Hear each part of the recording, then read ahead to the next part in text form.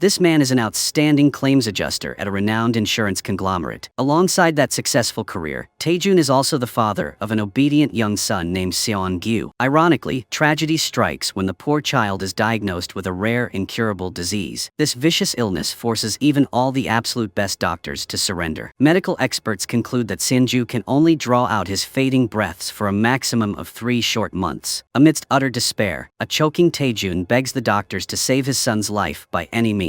Touched by that fatherly love, the doctor reveals information about a drug called Asana. This is the sole hope that can preserve Seon-gyu's life. However, this medical compound is still undergoing extremely rigorous censorship and trials. Right after, he hands Taejun a small card. The father is instructed to seek out the address written on the piece of paper. He hopes the person there can help him snatch back his son's life. Like a drowning man finding a lifebuoy, Taejun immediately follows the GPS to a road located in a suburban area. Yet upon arriving at the coordinates, he doesn't see any medical center whatsoever. Right before Taejun's eyes is only a diner bearing the exact name written on the card. Even though his heart holds countless doubts, the father still steps inside to grasp the final ray of hope for his son. The moment the proprietress sees Taejun, she mistakes him for a dining customer. She quickly steps out to welcome him and asks what he wants to order. The young man maintains a stern face and states his desire to meet the head of the facility. Upon hearing that bizarre request, the woman immediately turns her face away and ruthlessly rejects him outright. Refusing to be discouraged, Taejun whips out the small slip of paper, simultaneously asserting that he was directed by an acquaintance. At this point, the diner owner's attitude changes instantly. She takes the initiative to lead Taejun into a secluded room on the side. Although still skeptical, he continues down the long, narrow corridor to reach the dead end. He is absolutely astounded to realize that behind the mundane diner hides an underground medical facility. At that location, a healer named Soma is administering an IV drip to a young child. Taking advantage of the moment Soma leaves the room, Taejun quickly approaches the pediatric patient's medical file to check. To his surprise, he learns that this child is also suffering from the exact same monstrous disease as his son Seon-gyu. The father is about to grab the nutritional box placed on the table when Soma suddenly returns. He immediately and clearly explains the reason for his presence in this room. However, not only does he receive zero sympathy, but he is also mercilessly kicked out by Soma. The healer even drops a threat strictly forbidding him from ever returning to this secret area again. Taejun has now fallen into a completely hopeless dead end. Without a second thought, he throws away his pride and directly lowers himself to kneel flat on the dirt. The wretched father desperately begs the secret healer to bestow mercy and save his pitiful son. Seeing the sincerity and the sheer agony enveloping Taejun, Soma finally feels a pang of compassion. He changes his mind and agrees to let him stay. Afterwards, Taejun and Soma move together to a roadside food stall to converse. Soma reveals that the child in the sick room earlier is his own flesh and blood. The healer suddenly poses a question: would Taejun be willing to lose his life for his father, or ruthless enough to rob someone else of their life in order to protect his child? Responding to that question with absolute resolve, Taejun asserts that he would absolutely never lay a hand to harm an innocent person. Even so, he affirms that he willingly volunteers to sacrifice this very life for his son. Hearing the other man refuse to harm people, the healer immediately presses with a loaded question, asking if he could commit theft. Upon hearing this, the father immediately stands up to take his leave, thinking he has sought out the wrong place. Even so, Soma calmly tells him that he himself is the one who formulated that life-saving cure. Seeing the ray of hope to revive his son just spark up, Taejun instantly returns to his seat. The man opposite him further explains that this medical compound rightfully belongs to his ownership. However, 3 years ago, bad actors used the guise of a partnership to deceive him and hijacked his life's work. While handing the trial sample to Taejun, this man proposes an exchange. Soma wants him to sneak into the futuristic microbiology center to retrieve his compounding formula. For the survival of his only child, Taejun bites the bullet and agrees to join this highly dangerous heist. Right after, he hand-delivers the acquired sample straight to Seon-gyu's attending physician for testing. By a stroke of luck, the child's body responds incredibly well to this new specialty drug. However, the doctor notes that the boy needs a much larger dosage for a complete cure and cannot stop at a single small dose. The very next morning, Taejun decisively goes to his workplace to submit his permanent resignation letter. He wants to focus his entire mind and soul on the journey to find a way out to save his son's life. Next, the father tracks down a hardcore theft syndicate that he himself had once investigated and busted. His goal is to negotiate and enlist the help of these master thieves. At that exact moment, Iwi-sung is running with all his might to escape a fierce pursuit by Na Buell. As it turns out, out, Nabil is also a core member of that infamous group, but the two sides are having a massive feud. In a state of panic,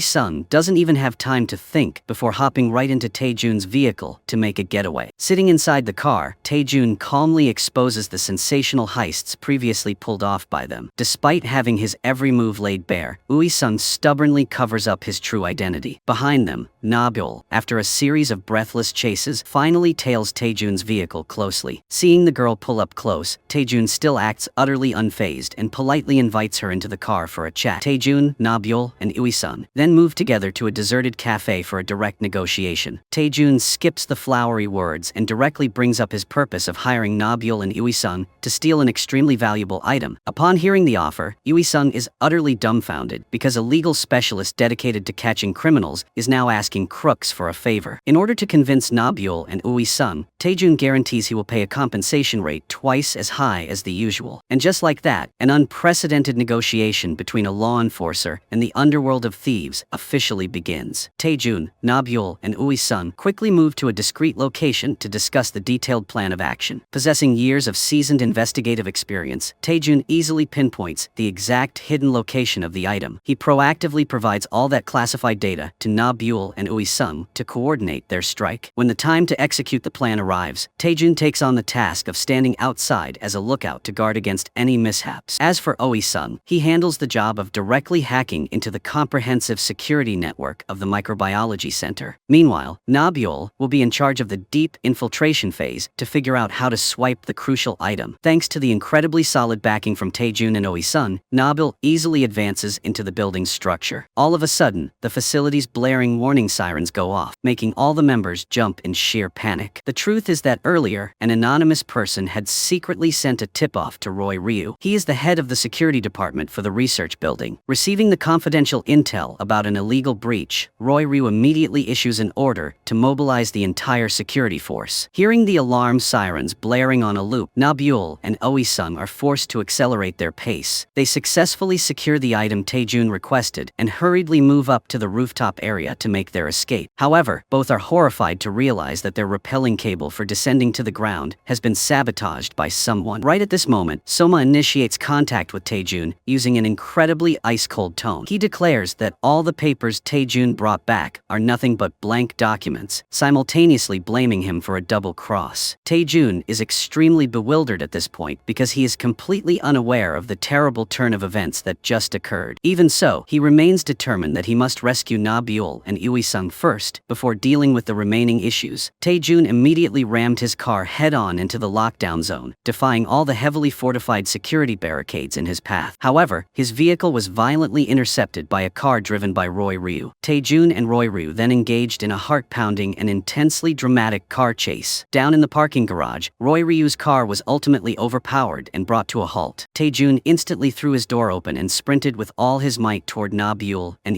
Sung's location. Just as Taejun thought he had rescued Nabil and Sung from the dire peril, an unexpected tragedy struck. The moving elevator carrying the two of them suddenly erupted in a massive, violent explosion. In the aftermath of the devastating incident, Taejun was immediately subdued and arrested on the spot by the security forces. Nabil and Sung remained completely missing, their fates unknown following the horrific blast. The old police officer stared at the handcuffed Taejun with sheer shock, unable to believe the reality unfolding before his eyes. He escorted Taejun into the police cruiser and relentlessly interrogated him about every single detail of what had just transpired. Right at that moment, Taejun overheard a dispatch coming through the police radio system. The rescue team reported that they had found absolutely nothing inside the charred remains of the elevator cabin. This invaluable piece of information made him heave a sigh of relief, firmly convinced that Nabil and Sung were still alive. After being bailed out, Taejun took a pair of handcuffs with him and headed to a grand theater to track down Soo-kyung. Deeply immersed in her acting, Soo-kyung was startled and panicked upon sensing a stranger's shadow looming behind her back. Driven by her natural defensive reflexes, she swung her fist and landed a painfully hard punch on Taejun. Once she regained her composure and recognized the intruder as Taejun, she unhesitatingly gifted him yet another punch. It appeared that Taejun and Soo-kyung harbored deep-seated personal grudges from their past. Brushing off the pain from his injuries, Taejun earnestly stated that he was in desperate need of her assistance. plans. The following morning, Soo-kyung strictly followed Tae-jun's instructions to meet with an unfamiliar woman. As it turned out, that person was none other than the master thief, Na Buell, whom Tae-jun had mentioned earlier. Soo-kyung informed her that Tae-jun had sent her to seek out both Na Buell and Ui-sung for a collaborative operation. Right at that exact moment, Ui-sung coincidentally happened to be walking past that very intersection. Hearing the two women mentioning his name, the young man curiously approached them, and just like that, they headed together to the rendezvous point to strategize with Tae-jun. It turned out that during that critical life-or-death moment, Na Buell and Ui-sung had managed to escape solely by a stroke of pure luck. The duo had managed to climb up onto the roof of the elevator cabin just in time to save their lives and evade detection. The entire team sat down to dissect the whole situation, ultimately arriving at a unanimous conclusion. Tae-jun had absolutely been framed and lured into a trap by the physician, Soma. Right from the very beginning, Na Buell had returned to the Oriental Hospital to verify the reality of the situation. The result was that the covert medical facility had completely vanished without leaving a single trace behind. Tae-jun was engulfed in extreme fury and indignation for having his trust so ruthlessly exploited. He decided to immediately devise a plan to strike back and exact fair vengeance on those despicable culprits. In reality, that man was not a legitimate doctor at all, but rather the owner of a massive pharmaceutical company named Song Kan. However, the man himself merely played the role of a top-tier henchman for some mysterious, faceless power. Tae-jun took the initiative to discuss a specific counteroffensive strategy with Ui-sung and Na Buell to coordinate their efforts. He instructed Ui-sung to rapidly spread fake news across the dark web regarding the massive data trove they had just stolen. The announcement explicitly claimed that the leverage team was currently in possession of all the classified documents from the Institute of Microbiology. Simultaneously, he made everyone believe that they were more than willing to sell it to anyone who offered a high enough price. Right after that, Ui-sung and Na Buell put on disguises and headed straight to the headquarters of Soma's company. There, Ui-sung took charge of the exterior to draw the security guards' attention, while also covertly rerouting the data transmission of the surveillance cameras toward the main lobby. Capitalizing on that security blind spot, Na Buell immediately sneaked into Soma's private office. She swiftly planted hidden audio transmitters in various blind spots around the room. With the mission successfully executed, the whole crew regrouped at Soo-kyung's theater to monitor the feed. Through the intercepted audio signals, the team exposed the entirety of Soma's true conspiracy. He had purchased a small-scale pharmaceutical enterprise to legitimize and commercialize the stolen assets. Then, through that corporate front, he could easily launder the entirety of his illicit profits. While the whole team was deeply engrossed in plotting their countermeasures, Soo-kyung suddenly called out to Tae-jun in a panicked, trembling voice. She showed him the footage extracted from the surveillance network of the hospital where his son was receiving treatment. He witnessed the harrowing sight of Seongyu being frantically rushed into the emergency room by the medical staff. Tae-jun's heart felt as though it were being brutally crushed, overwhelmed by sheer terror and absolute panic. He instantly bolted out the door like a madman, completely ignoring the desperate pleas and anxious gazes of his teammates. Tae-jun stealthily made his way into the hospital, only daring to stand from a distance to watch his son through the glass partition. As if guided by a special spiritual bond, Seongju immediately spotted his father standing frozen in place. Seeing his father's devastated and anxious face, the obedient child gently signaled that he would keep it a secret. The little boy looked at his father with tear-filled eyes, causing the man's heart to twist even tighter in a surging wave of anguish. Just as his mind was tangled in a chaotic mess, Tae-jun was suddenly yanked into a dark corner by a violently strong arm. It turned out that the figure emerging from the shadows was Roy Ryu, the former chief of security who had engaged in a fiery clash with him earlier. Following the shocking break-in under his watch, Roy Ryu was not only stripped of his authority and fired, but was also burdened with a massive compensation debt. Harboring a deep-seated, ultimate thirst for vengeance, the former captain had been relentlessly hunting Tae-jun down to settle the old score. Standing face-to-face with that explosive, thunderous rage, Tae-jun maintained a calm demeanor to confront him directly. He explained that he, too, was merely a victim whose trust had been despicably manipulated by someone else, and that Roy Ryu was, in reality, trapped in the exact same cruel, ironic predicament orchestrated by a mastermind pulling the strings from behind. Seizing the ripe opportunity, Tae-jun took the initiative and offered Roy Ryu a proposition to join his leverage team. The ultimate goal was for both sides to join forces, exact their revenge, and reclaim justice. After a long moment of intensely weighing the pros and cons, Roy Ryu finally nodded in agreement to the alliance. Immediately after, Tae-jun led led Roiryu back to the secret hideout to introduce the newest member to the rest of the crew. Through a rigorous process of investigation and information screening, the team successfully tracked down Soma's recent whereabouts. He was actively seeking to negotiate a massive deal with 3 leading pharmaceutical conglomerates from Germany, China, and Japan. The following morning, the entire team drove their vehicles to the front of Soma's corporate headquarters to set their battle formation. Nabil instantly utilized her innate agility to infiltrate the core of the IT engineering room. She masterfully rerouted the telephone cables from Soma's office directly into the team's receiver device. From now on, every single communication made by that old fox would connect directly and fall entirely under the leverage team's control. With the preparations fully completed, Nabil immediately returned to the van, joining the others as they patiently waited for the prey to fall into the trap. Sure enough, after a period of waiting, Soma took the bait and made a phone call to the Japanese pharmaceutical company. He expressed his strong desire to set up an emergency meeting with the partnering directors. The core of the negotiation revolved around the acquisition of the new merchandise, and he was impatiently waiting for their affirmative response. On the other end of the line, Nabil instantly faked a Japanese accent, smoothly improvising her way through the conversation. Shortly after Soma hung up, the actual Japanese company placed a call to Soma to verify the information. Once again, Nabil was the one intercepting the signal, picking up the direct call from the partner. She disguised herself as a secretary from Soma's company to answer the Japanese representative. The Japanese firm had called to announce their agreement to hold a meeting regarding the business contract. However, Nabil flatly rejected their proposal, leaving the caller on the other end absolutely stunned. With the objective of neutralizing the official meeting fully accomplished, the entire team initiated the next phase. The heavy responsibility of this phase relied entirely on Soo-kyung's brilliant improvisational skills. The senior executive managing the Korean branch of the Japanese corporation was her newly assigned role. The woman confidently marched straight into Soma's headquarters to propose an economic alliance. Her sharp wit and overwhelmingly superior aura allowed Soo-kyung to effortlessly manipulate the cunning man's mind. The absolute ultimatum she laid down was that both parties must conduct a product verification the very next day before the deal could be approved. The decisive moment arrived the following day when the entire team assembled fully in front of the building. The exquisitely sophisticated trap laid by Tae-jun and his teammates caused Soma to willingly walk right into the snare without a single shred of suspicion. The corporation's computer network was hacked by Ui-sung in order to locate a vacant room for Soo-kyung to host Soma. The remaining members of the squad intensely focused on cleaning and staging the room to make it look exactly like a legitimate office. The operation commenced the second all preparations were complete. A senior official from the Future Biological Institute was the identity adopted by Roiryu as he strode into the meeting room. The man boldly declared that the opponent's batch of pharmaceuticals was nothing but counterfeit, substandard products. Roiryu even fiercely accused this product line of stealing technological patents from the Biological Institute, immediately demanding an on-the-spot testing of the merchandise. The declaration threw Soma into a state of panic, sparking an urge to retreat and evade the law. However, the magnetic allure of the colossal 20 billion won deal anchored Soma in place to proceed with the inspection. The computer systems were swiftly infiltrated by Nabil and Oi-sung, who intervened and completely falsified the entire set of testing data. The display board showing a failed status report plunged Soma into an absolute state of sheer panic. Refusing to accept reality, the man stubbornly insisted on executing the analytical process all over again by himself. Amidst that chaotic situation, Tae-jun silently slipped away from his post and headed straight for the formulation lab. An emergency dispatch had just informed him that his son, Seong-gyu, was in critical condition and desperately needed this specific drug. Deeply understanding the dire situation, Soo-kyung swiftly stole a product sample and sprinted to hand it over to Tae-jun. The woman urged him to go save the child immediately, promising that she would personally handle the battlefield left behind. Soo-kyung turned back inside to flawlessly execute the final scene in order to send Soma off. The exclusive file dossier that Soma had previously swindled and seized was also smoothly and entirely retrieved by her hands. The squad brilliantly accomplished the mission and flawlessly extracted themselves from the site of the classic heist. Soma alone remained deeply smug, believing he had just secured a massively profitable deal. He was basking in his delusions of striking it rich with the Japanese partner when, at that exact moment, the room doors burst open and the police swarmed in to arrest Soma. It wasn't until this very second that Soma realized, in sheer shock, that he had been painfully played. But everything was far too late. The classified documents in the computer had vanished into thin air air without a trace. The only thing waiting for him ahead were the cold iron bars of a prison cell for the rest of his life. In another turn of events, having secured the drug, Tae-jun sprinted like the wind to the hospital. He carried a fragile hope of reclaiming his son's life, yet tragically so. Every frantic effort of the poor father had become entirely too late. His son had passed away forever to a much more peaceful world, leaving Tae-jun to collapse in agonizing pain onto the cold hospital floor. In utter and absolute despair, after thoughtfully arranging his son's funeral, Tae-jun gave up on everything and accepted going to prison to pay the price for his actions. Tae-jun's life inside the prison was not peaceful in the slightest, as there were always those plotting to harm him. A corrupted prison guard had been bribed to continuously make things excruciatingly difficult for Tae-jun. Simultaneously, he heard the news that Soma had been assassinated to erase all traces, vanishing mysteriously right inside the prison. Even Tae-jun himself narrowly escaped losing his own life to those sinister conspiracies. After months of grueling and perilous rehabilitation, Tae-jun finally completed his prison sentence. However, upon returning to society, he lived a wandering, soulless, and completely disoriented life, living in a state of utter exhaustion and loss of direction. Before going to prison, Tae-jun had fairly paid off all the wages to his team members, causing the leverage team to disband and scatter their separate ways. Ui-sung, having gotten his hands on a massive sum of money, immediately fell for the sweet-talking seduction of Min Young-min. The naive young man poured every last cent of his capital into stock investments, amounting to over 1 billion won. Little did Ui-sung know that Min Young-min, despite his flashy exterior, was actually nothing but a professional scammer. Countless gullible victims had been scammed by him to the point of absolute bankruptcy, burdened with colossal debts, and driven into utter misery. At this point, completely oblivious, Ui-sung was still gleefully bragging about his investment triumphs to Na-byul and Soo-kyung. With a solid 10 years of grinding experience in the con industry, Soo-kyung immediately warned Ui-sung to wake up and turn back before it was too late. She asserted with 99% certainty that this Min Young-min was a fraud, but Ui-sung maintained his naive disbelief, even swearing up and down that he was destined to strike it rich. He even enthusiastically dragged Na-byul and Soo-kyung along to attend Min Young-min's grandiose seminar, aiming to invite his friends to pool their capital and get rich with him. Right there, a girl, a scammed victim named Yoo Jin, was also present. During this deeply hypocritical seminar, unable to endure it any longer, the brave Yoo Jin stood up and exposed the scammer's true colors to the entire crowd. But as a result, she was swiftly dragged out of the auditorium by the security guards. Witnessing that scene, Ui-sung, Na-byul, and Soo-kyung began to strongly doubt the project's credibility. They decided to secretly tail them to see exactly where those guards were taking Yoo Jin. The poor girl was dragged into a deserted corner for a private confrontation with the mastermind scammer, Min Young-min. Right there, she was brutally coerced by him into signing a profoundly unjust non-disclosure agreement. Meanwhile, the despicable Min Young-min calmly walked away as if absolutely nothing had happened. Standing from a high vantage point, Ui-sung, Na-byul, and Soo-kyung had observed and recorded every single one of their illicit actions. Only then did it shockingly hit Ui-sung that he had been played, so he marched straight to his company to demand his money back. However, not only did the naive Ui-sung fail to get a single dime back, but he was also mercilessly thrown out onto the street by the aggressive security team. Seeing her friend being brutalized, Na-byul was consumed by explosive fury. She immediately stepped up and beat those thugs to a total pulp. Seeing the enemy's reinforcements pouring out in greater numbers and increasing ferocity, a terrified Ui-sung whipped out his phone and called the police to handle it. Ironically enough, despite doing a good deed out of self-defense and saving her friend, Na-byul was the one who ended up in deep trouble. She was arrested by the police for disturbing public order right in front of the corporation's premises. Before being hauled away, Na-byul did not forget to turn around and hurl a few curses at Ui-sung for calling the cops at the worst possible time. At the police station, she was detained for interrogation and was informed that she would only be released once a guardian came to bail her out. When Ui-sung and Soo-kyung frantically rushed to the police station to bail out Na-byul, they were hit with a surprising piece of news. They were stunned to hear the police announce that Na-byul had already been bailed out by another guardian. The mysterious man who whisked Na-byul away was none other than Roy Ryu. After Roy Ryu carefully treated Na-byul's wounds, she started to open up, telling him about her desire to reclaim the money for Ui-sung and the other innocent victims. Na-byul expressed her hope that Roy would step up to help the team one more time. Seeing Roy Ryu remain utterly silent without any reaction, Na-byul felt a flash of disappointment and awkwardly turned to leave, pretending she had never said a word. Meanwhile, Ui-sung adamantly insisted on tracking down their boss, Tae-jun, to beg for his help. He firmly believed that Taejun would use his brilliant intellect to recover that money. Soo-kyung reluctantly took him to Taejun's current whereabouts, where they witnessed their former leader now living in a half-conscious, perpetually drunken state, wandering aimlessly on the streets day and night. Unable to bear seeing Taejun's tragic condition like that, Yui-sung immediately grabbed him by the arms and hauled him back to his own place to care for him. The next day, Yui-sung received a directive call from Na-beul, demanding action. Heeding her words, he went undercover and infiltrated the secret meeting of the victims. During the meeting, he astutely spotted a man who, despite not having been swindled out of any money, was still present there to eavesdrop. Yui-sung suspected that the man was a spy planted by Min Young-min to sabotage them from the inside. Without hesitation, Yui-sung immediately dragged the spy out by the collar to forcefully interrogate him. Seeing this, Yoo-jin swiftly followed to provide backup. However, the moment he stepped out the door, Yui-sung was unexpectedly ambushed by two hulking men in black suits. Fortunately, right at that critical moment of peril, Na-beul and Roy Ryu appeared just in time to rescue their teammate. Yui-sung, Na-beul and Roy Ryu returned to the base together to meet Taejun, who was, at this moment, gradually sobering up from his prolonged drunken stupor. They sat down to analyze the situation meticulously with Taejun, pointing out that this Min Young-min definitively had a close connection with Soma, because he had previously invested a colossal sum of money into Soma's pharmaceutical company. The entire squad arrived at the absolute conclusion that behind these culprits, there definitely existed a mysterious mastermind pulling the strings and manipulating everything. Taejun naturally knew this full well, as he himself had witnessed firsthand how ruthlessly Soma was assassinated inside the prison. However, at the present moment, Taejun felt overwhelmingly depressed and no longer cared about worldly affairs. The agonizing pain of losing both his wife and son made him feel that life had become utterly meaningless, leaving him with no goals left to strive for. But after a long, restless night of agonizing thought, Taejun finally cleared his mind. He swore before his son's spirit that he would rebuild his life and absolutely drag that mysterious boss out into the light to avenge the unjust passing of his little boy. And so, the Leverage team was reunited once again with its full roster of members. They returned with even greater capabilities and determination than before. The Leverage war officially commenced, and the very first target locked in their crosshairs was the scammer, Min Young-min. They meticulously forged documents to establish an extremely prestigious and luxurious shell company. Then, they sent a VIP invitation to a high society banquet to Min Young-min. Being inherently fame-hungry, Min Young-min was wildly ecstatic upon receiving the prestigious invitation. He even started a live stream to arrogantly flaunt the invitation to everyone, completely oblivious to the fact that he was throwing himself right into a pre-laid trap. The extravagant banquet unfolded exactly according to the script envisioned by Taejun's team, in which Taejun and Soo-kyung disguised themselves as an ultra-wealthy elite tycoon couple, with the aim of gaining trust and approaching Min Young-min to initiate the plan. Soo-kyung played the role of a righteous heroine, tactfully bailing Min Young-min out of an awkward social interaction with another guest. Seeing himself aided by such a beautiful and wealthy woman, Min Young-min's face lit up with blatant joy, and he immediately approached to greet Soo-kyung and Taejun, who were sitting elegantly nearby. Capitalizing on the moment, Soo-kyung was using her honey trap to draw Min Young-min into the conversation. Taejun tactfully made an excuse about a private matter and quietly slipped away to execute the next step. Stepping outside, Taejun coordinated seamlessly with Yui-sung, who was currently disguised as a reporter. They pretended to want to take pictures of a rare horse being tended to by the horse manager. After that, they used the story of the horse's priceless value to win his trust and stoke Min Young-min's bottomless greed. They coordinated their acting incredibly brilliantly and seamlessly, successfully grabbing his special attention towards the lucrative racehorse investment scheme. While Min Young-min was deeply engrossed in inspecting the horse with Taejun to discuss business, Soo-kyung swiftly took the opportunity to steal the phone from his pocket, then calmly walked away to secretly hand it to Yui-sung, who was waiting in a hidden corner outside. After just a few masterful technical maneuvers, Yui-sung successfully hacked into his phone's data. Once done, Soo-kyung tactfully slipped the phone back into its original place without him ever noticing a thing. Soo-kyung and Yui-sung coordinated seamlessly, making Min Young-min believe that investing in racehorses could yield vastly higher profits compared to stocks. Sure enough, the naive Min Young-min fell right into the trap and called Taejun to set up a weekend meeting to discuss this business venture in greater detail. On the day of the appointment, Min Young-min was given a tour of the racetrack by